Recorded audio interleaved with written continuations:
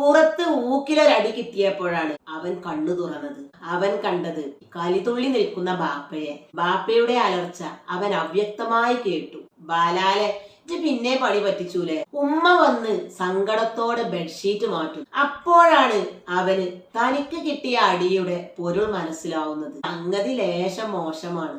Bed വെറ്റി, അതും ഒരു 8 വയസ്സുകാരൻ. അടിയുടെ പൂരം കൊടി കയറിയപ്പോൾ നിൽക്കക്കള്ളിയില്ലാതെ അവനിലെ ഷെർലക്ക് ഉണർന്നു. കൃത്യം നിർവഹിക്കുന്നത് താനല്ല എന്നവന് നന്നായി അറിയാം. പക്ഷെ കിടക്ക നനയുന്നുണ്ട് എന്നത് പരമസത്യം. ഒടുവിൽ ഒരു രാത്രി മുഴുവൻ ഉറക്കമൊഴിച്ചിരുന്ന് തൊണ്ടി സഹിതം പ്രതിയെ പിടികൂടുന്നു. മറ്റാരുമല്ല, സ്വന്തം കൂടപ്പിറപ്പ് തന്നെ. പാപ്പയിൽ നിന്ന് തനിക്ക് കിട്ടിയ അടിയുടെ അലീഷ സഹിതം അവന് തിരിച്ചു കൊടുപ്പിക്കുന്നു. ഈ കഥയിലെ അനിയനെ അധികമാരും അറിയില്ലെങ്കിലും ചേട്ടനെ ഇന്ത്യ മുഴുവൻ അറിയും. സാക്ഷാൽ വൈക്കം മുഹമ്മദ് ബഷീർ.